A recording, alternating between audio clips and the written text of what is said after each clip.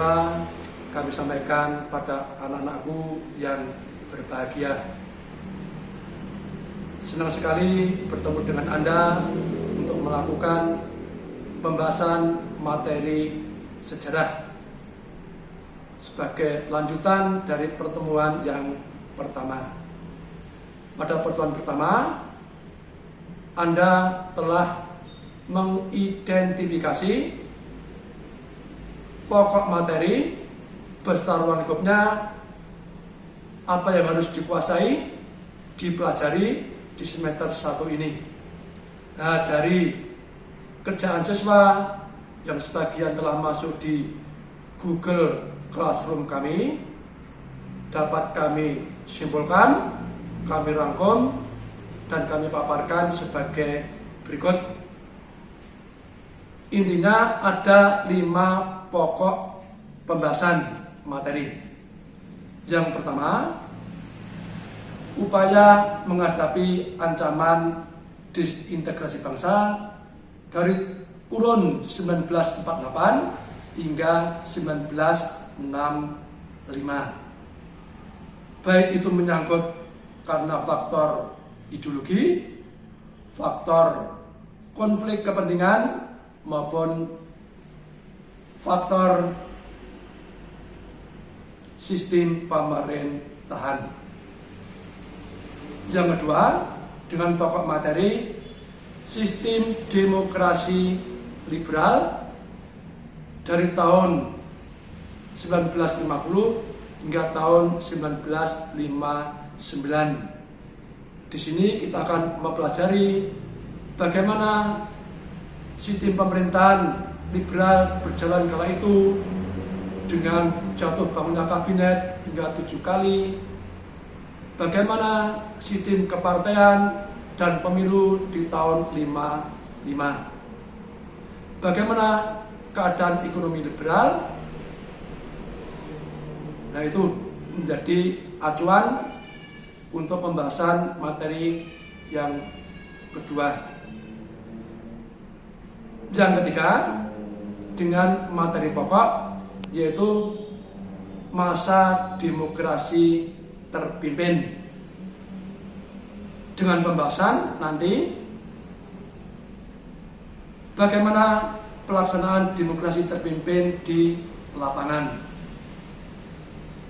Di mana juga kita akan membahas pelaksanaan sistem ekonomi terpimpin, ganyang Malaysia atau konfrontasi dengan Malaysia, maupun juga pembebasan Irian Barat. Kemudian untuk pokok materi yang keempat yaitu masa pemerintahan Orde Baru, dengan pembahasan proses beralihnya kekuasaan dari Presiden Soekarno ke Jenderal Soeharto, menguatnya peran Orde Baru, dan juga pelaksanaan pembangunan 5 tahun dengan revolusi hijaunya. Kita juga akan membahas tentang integrasi Timor hingga nanti jatuhnya Orde Baru di tahun 98. Pembahasan yang terakhir, materi pokok yang kelima, kita akan membahas tentang gerakan reformasi mulai dari latar belakang hingga pemerintahan dari B.J. Habibie hingga era Presiden Jokowi sekarang ini. Anak-anak yang berbahagia, itulah hasil kajian identifikasi Anda yang telah kami rangkum. Ini bisa sebagai roadmap, peta jalan untuk bisa menunjukkan arah apa yang harus kita pelajari materi sejarah di semester 1 ini, dengan harapan Anda bisa belajar secara visioner ke depan dan mandiri. Pesan kami, di dalam pembelajaran era daring, hendaknya guru lebih diposisikan ibaratnya sebagai seorang polisi yang hanya sekedar memberikan rambu-rambu. Nanti Anda sampai tujuan atau tidak, yaitu tergantung Anda. Kalau Anda malu bertanya, ya pasti akan tersesat. Kalau Anda nggak mengikuti rambu-rambu, nggak mengikuti, pasti ya tidak akan menuai hasil yang diinginkan. Peluru dan senapan telah kami berikan pada Anda. Anda harus berburu sendiri. Tangkapannya besar atau kecil tergantung Anda juga. Kalau Anda berburu di hutan lebat, ya pasti banyak tangkapannya. Ilmu yang akan peroleh akan banyak. Kalau Anda menjelajahi dunia internet, media cetak, elektronik.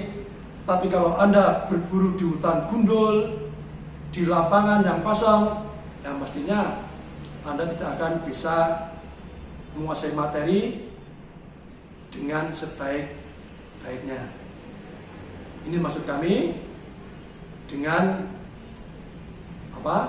belajar secara visioner dan otodidak, karena kita terbatas sekali untuk bisa bertemu bertatap muka secara langsung.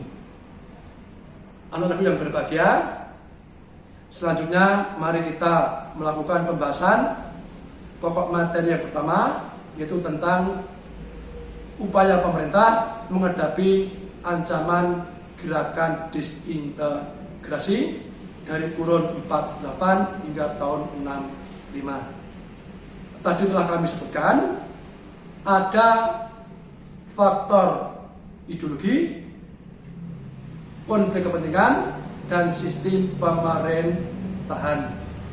Berikut ini akan kami tayangkan cuplikan pergolakan atau pemberontakan dalam negeri dari faktor kepentingan. Silakan Anda nikmati, Anda hayati, dan Anda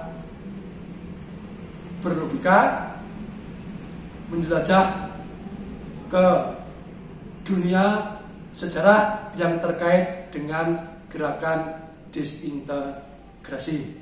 Silakan menikmati.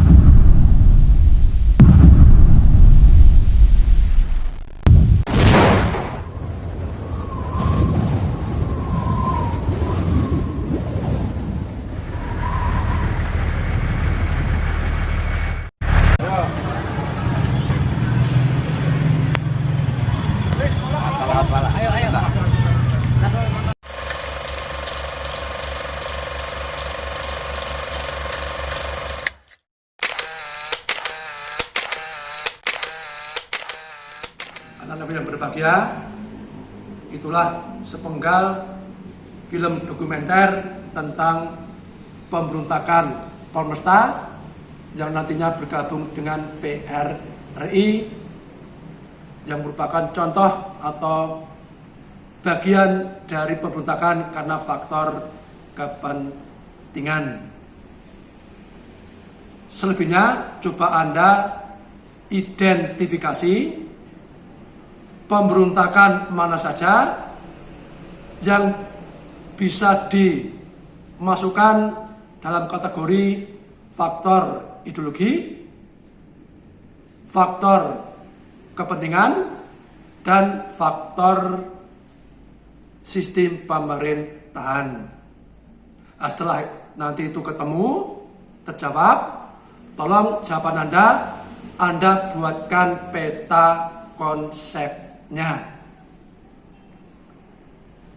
Selanjutnya, hasil kerjaan Anda bisa dikirim di Google Classroom kami. Kapan batas pengiriman tidak kami batasi.